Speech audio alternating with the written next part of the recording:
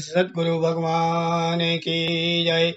बोल श्री गणपति महाराज की जय। बोल श्री गौरी शंकर भगवान की जय। बोल सचिया जोता वाली माता आपकी सदा ही जय। बोल सांचे दरबार की जय। बोल श्री लक्ष्मी नारायण भगवान की जय। शांतकारं भुजगशयनं पद्मनाभं सुरेशं विश्वधारं गगनसदृशं मेघवर्णं शुभांगं लक्ष्मीकान्तं कमलनयनं योगिविधर्यानगमयं वन्दे विष्णुं भवयहरं सर्वलोकैकनाथम् अच्युतं केशवं श्रीराम नारायणं कृष्णदामोदरं वासुदेवं हरिं श्रीधरं माधवं गोपिका वल्लभं जानकीनायकं रामचन्द्रं भजे। बोल श्री जुगल जोड़ी सरकार की जय। बोल श्री राधा कृष्ण भगवान की जय।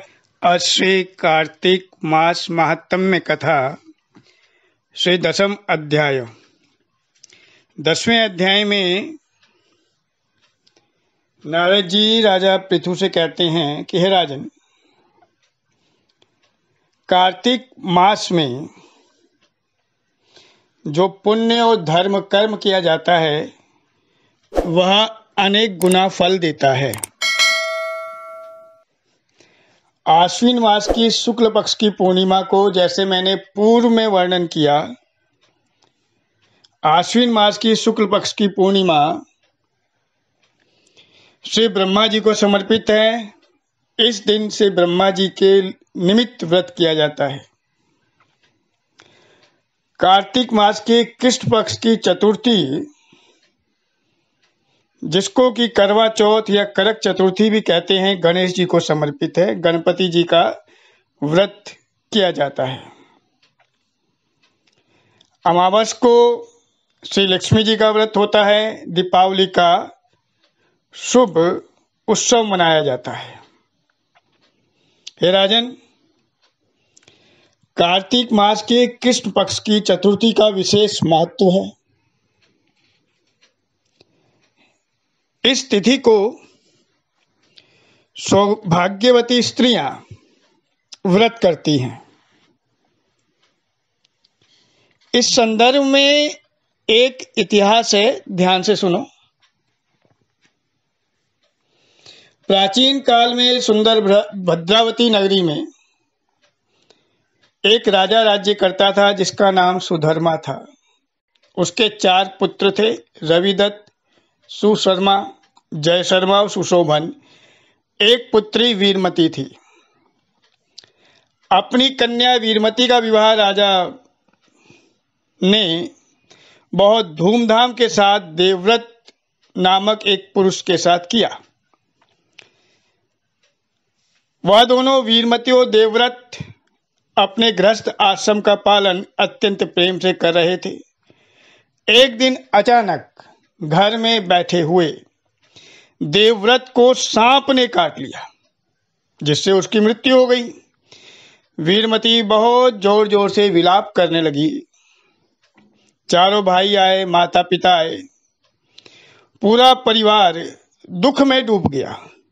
संयोगवश महर्षि पुलस्त्य वहां पर आ पहुंचे। संपूर्ण परिवार ने महर्षि का आदर सत्कार किया। राजा ने महर्षि से पूछा कि महर्षि,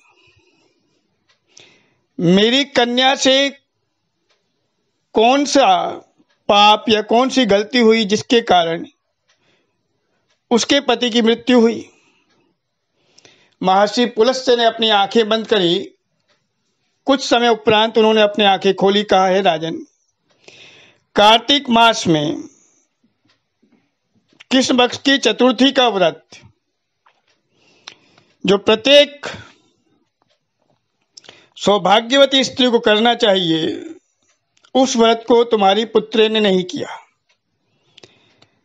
इस कारण से उसे यह दुख प्राप्त हुआ है। महर्षि पुलस्त्य कहने लगे कि एक समय ब्रह्मा जी, विष्णु जी, महेश जी, इंद्र आदि सब देवता दैत्यों को नाश का उपाय सोचने के एकत्रित हुए। उस समय ब्रह्मा जी ने कहा कि गणेश चतुर्थी का व्रत सब दैत्यों का विनाश करने वाला है। तब समस्त देवताओं ने कार्तिक कृष्ण पक्ष की चतुर्थी का व्रत किया और दैत्यों पर विजय पाई। विजय प्राप्त होने के बाद सब देवताओं ने गणेश जी से कहा कि गणपति जी, आप हमसे वर मांगे। तो गणपति जी ने कहा कि जो स्त्री कार्तिक कृष्ण पक्ष की चतुर्थी को व्रत करे उसका पति चिरंजीवी हो।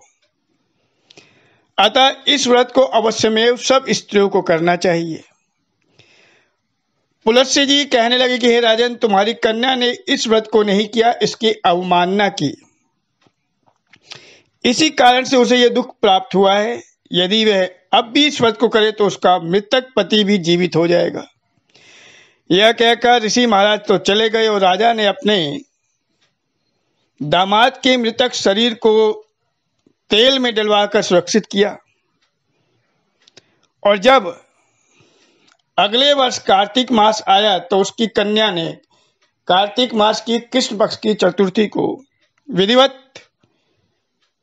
व्रत किया, उद्यापन करके ब्राह्मणों को संतुष्ट किया, जिसके प्रभाव से उसका मृतक पति फिर जीवित हो गया। अतः सौभाग्यवती स्त्रियों को अपने सौभाग्य की रक्षा तथा संतान प्राप्ति के लिए व्रत अवश्य करना चाहिए। इस प्रकार 10वां अध्याय संपूर्ण हुआ।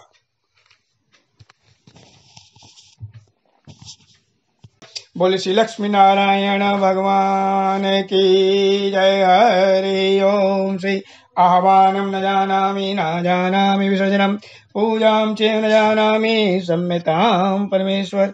मंत्रहीनं क्रियाहीनं भक्तिहीनं सुरेश्वर। यत्पूजितं मया देव परिपूर्णं तदस्तु मे, परिपूर्णं तदस्तु मे, परिपूर्णं तदस्तु मे। जय जय श्री राधे, जय जय श्री राधे, जय जय श्री राधे। श्यामली जुगल जोड़ी सरकार की जय। आज के आनंद की जय। श्री विष्णवे नमः, श्री विष्णवे नमः, श्री विष्णवे नमः। श्री हरे नमः, श्री हरे नमः, श्री हरे नमः। बहुत बहुत धन्यवाद।